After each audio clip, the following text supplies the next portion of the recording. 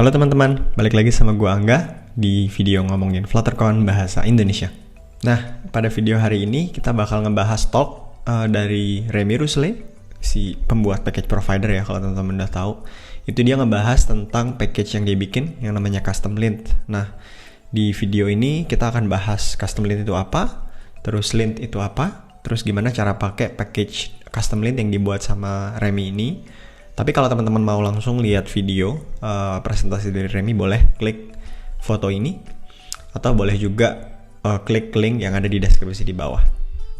Oke, langsung kita masuk ke pembahasannya. Oke, jadi apa sih lint itu sebenarnya? Jadi pertama-tama, lint itu beda ya teman-teman sama compile error. Kalau compile error yang sering kita lihat dan kita udah familiar juga mungkin ya, terjadi ketika kita nulis kode yang emang udah salah banget. Contohnya, kita harusnya nulis fungsi print, tapi kita nulisnya malah fungsi shrink misalnya. Itu compiler bakal protes, karena dia nggak tahu fungsi shrink itu apa. Dia cuma tahu fungsi print misalnya, seperti itu ya. Jadi kodenya nggak akan bisa kita jalanin.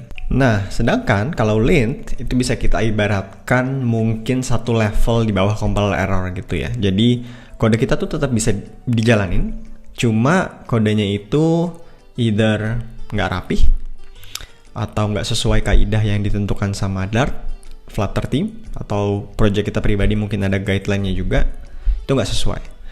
Atau bisa juga kodenya bisa dijalankan, tapi bisa mengakibatkan runtime error nanti di kondisi-kondisi tertentu. Misalnya, kalau internetnya lemot, atau misalnya memorinya nggak cukup dari aplikasi tersebut, itu bisa mengakibatkan runtime error nantinya. Jadi ini yang menjaga kita dari kesalahan-kesalahan kita sendiri sebagai manusia.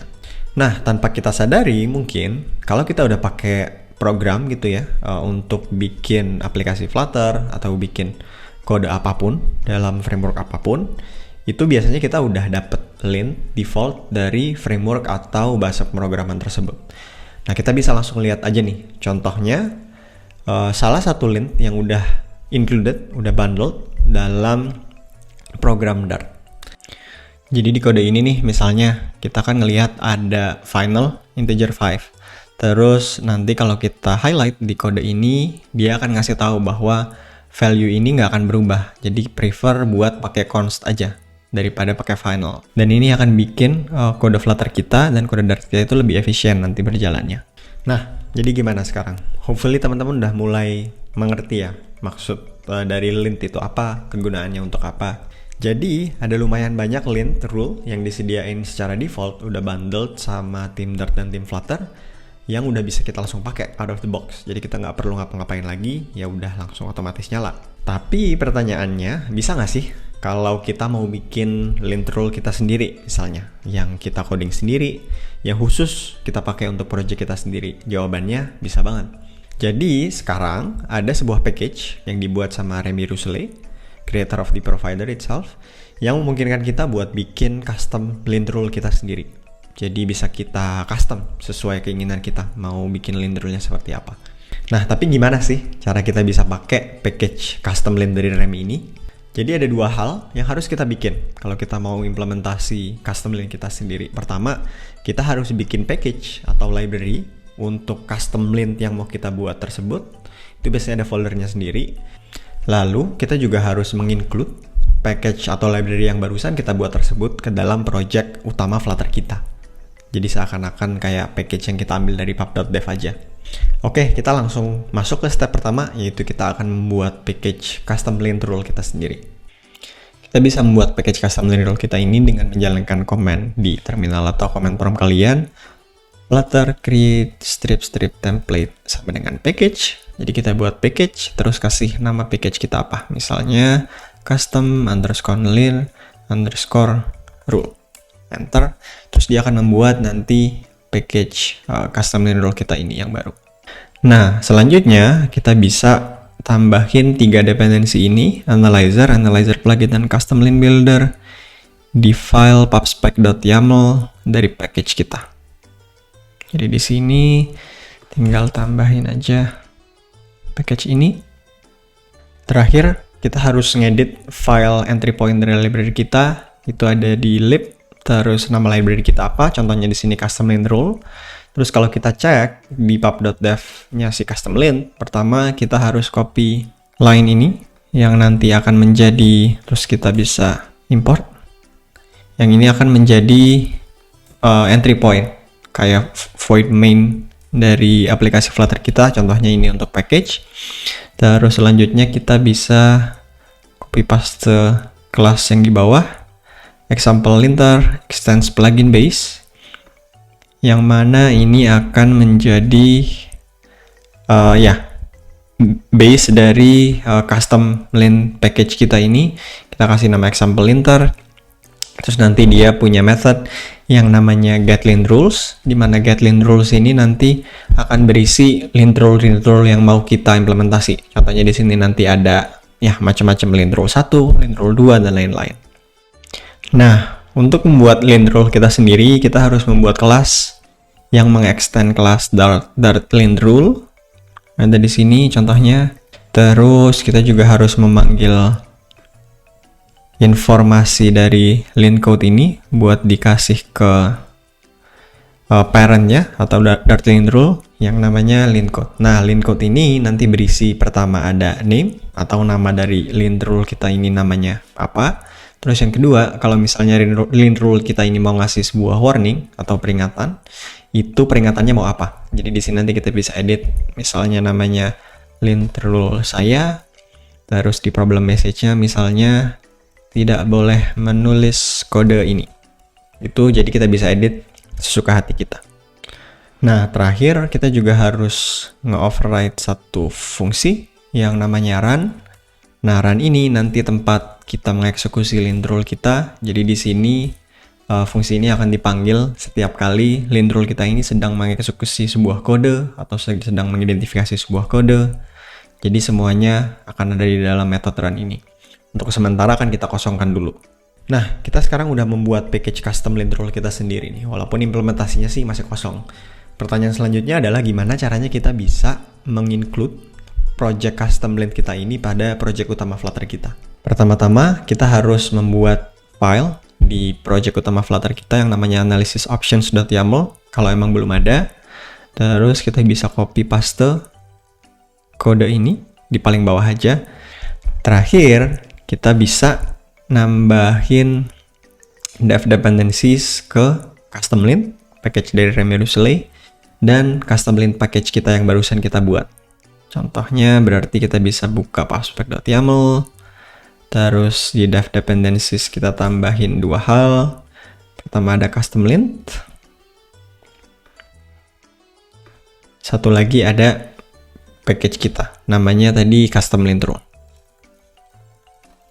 Nah, ini karena kita nggak nge-publish package kita di internet, kita bisa pakai parameter path, terus tinggal arahin aja ke package custom lint rule kita tadi. Oke, kita save. Nanti dia akan mencoba mengambil menggunakan Flutter pubget.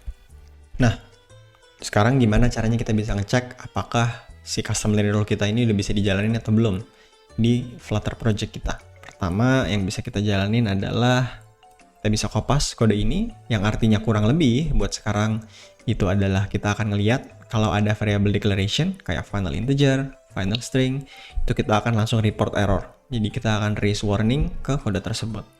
Kita bisa save, terus misalnya kita kasih lihat contohnya const int test sama dengan 5. Ini variable declaration. Terus kita akan ngelihat nih, tidak boleh menulis kode ini. Jadi buat sekarang kalau kita nulis variabel apapun, misalnya final string test string sama dengan test, dia akan ngasih error yang sama. Tidak boleh menulis kode ini. Seperti itu. Voila. Sekarang implementasi dari custom lint rule package yang barusan kita buat udah di-include di project utama Flutter kita. Gampang kan bikinnya? Oke, selanjutnya kita bisa mulai langsung bikin custom lint rule pertama kita. Jadi, pada method run yang udah kita bahas di step sebelumnya, kita itu dapat 3 parameter. Yang pertama itu ada custom lint context, error reporter, sama custom lint resolver. Parameter pertama yang kita dapat itu namanya custom lint context. Di sini kita bisa dapat trigger ke kode-kode yang mau kita detect. Maksudnya gimana sih?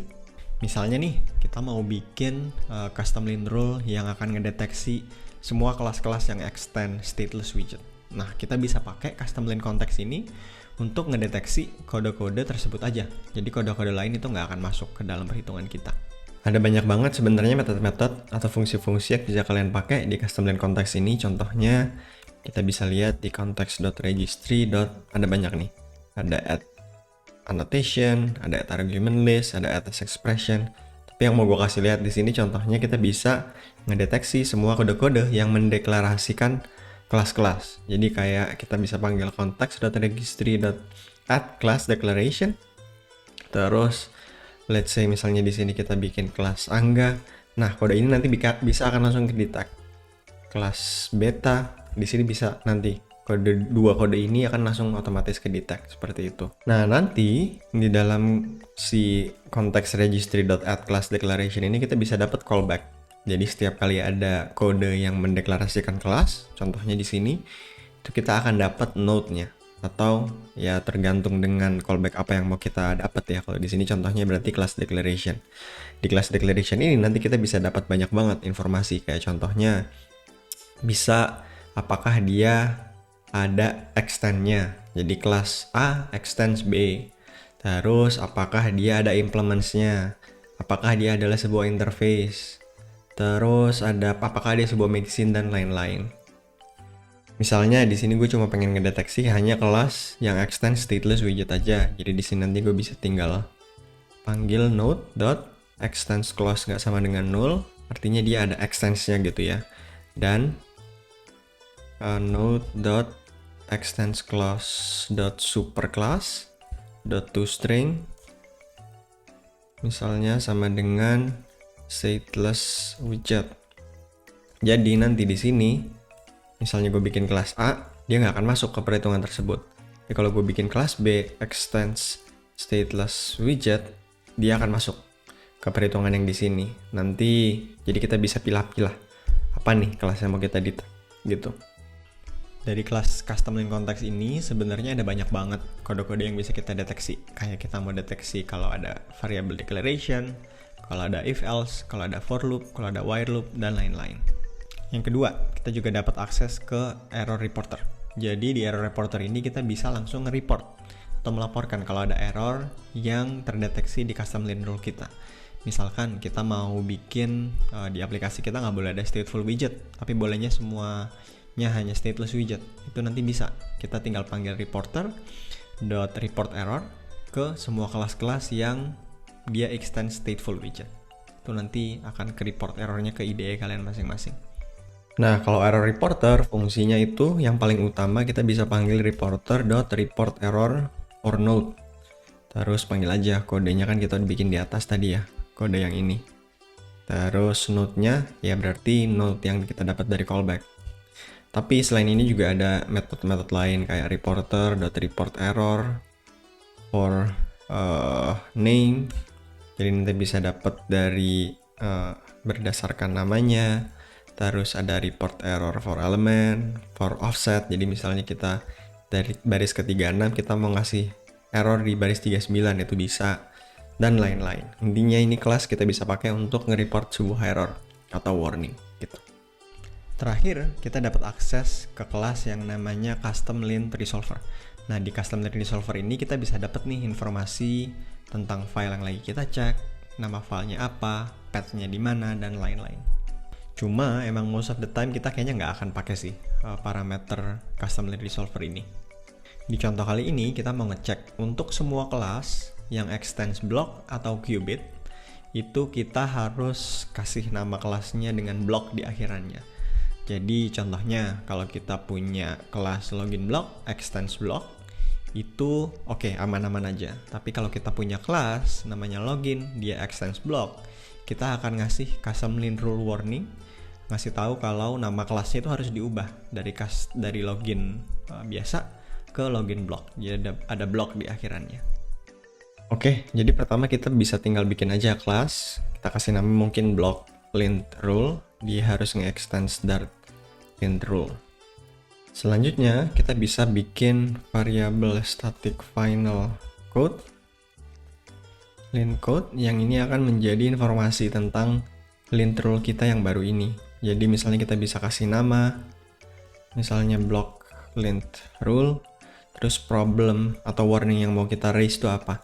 Misalnya di sini kelas block tidak diakhiri dengan kata block gitu ya. Terus kita bisa panggil ini ke konstruktornya dia.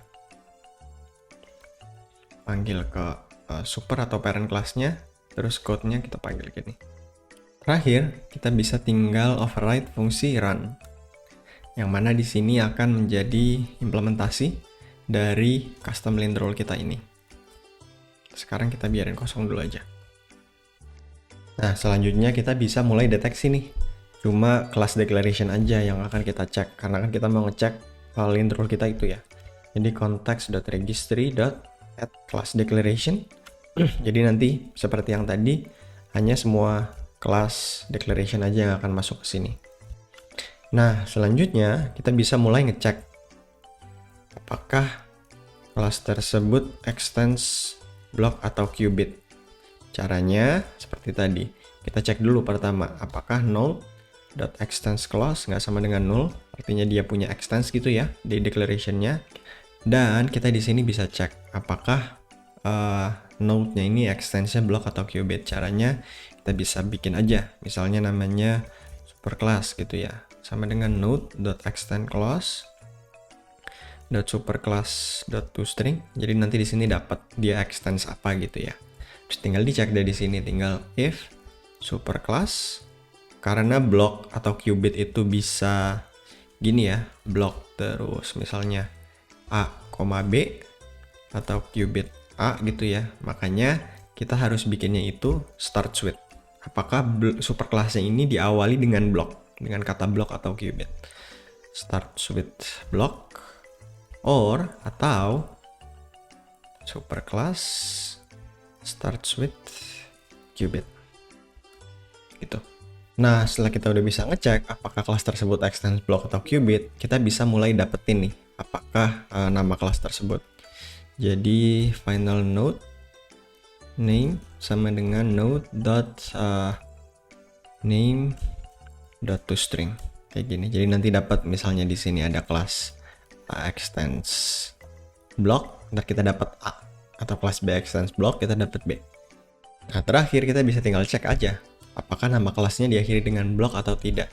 Jadi if node name ends with block, maka apa yang mau kita lakuin? Else apa yang mau kita lakuin? Tuh. Nah, terakhir kita tinggal report error aja deh kalau misalnya kelasnya nggak diakhiri dengan block. Kalau ini kan yang true ya, kalau yang ini false berarti reporter.report error for node, kasih errornya dan kasih node yang mau kita cek. Karena ini nggak kita pakai, berarti kita bisa bikin gini aja. Jadi voila, selesai. Jangan lupa kita juga harus tambahin lint rule yang barusan kita buat di method getLintRules kita, biar dia akan ke include nanti di plugin kita. Kita bisa coba buat kelas block kita sendiri, misalnya namanya login, dia akan extends qubit, let's say string. Harusnya kasih bentar, ini kita kasih konstruktor dulu. Harusnya kita kasih nama dia login block, maka ya tidak akan terjadi apa-apa karena sesuai kaidah. Tapi kalau kita coba bikin misalnya kelas authentication extends qubit string misalnya, terus kita nggak kasih akhiran block, walaupun kita udah create constructor, dia akan tetap ngasih warning kelas block tidak diakhiri dengan kata block. Maka lint rule yang barusan kita buat udah bekerja di project kita.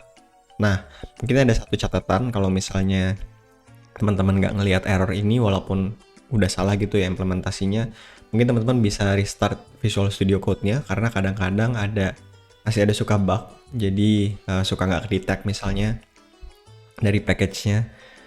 Itu bisa jadi salah satu alternatif yang teman-teman bisa coba. Teman-teman kalau mau lihat project ini nanti bisa lihat di deskripsi di bawah, akan gua kasih link ke GitHub-nya.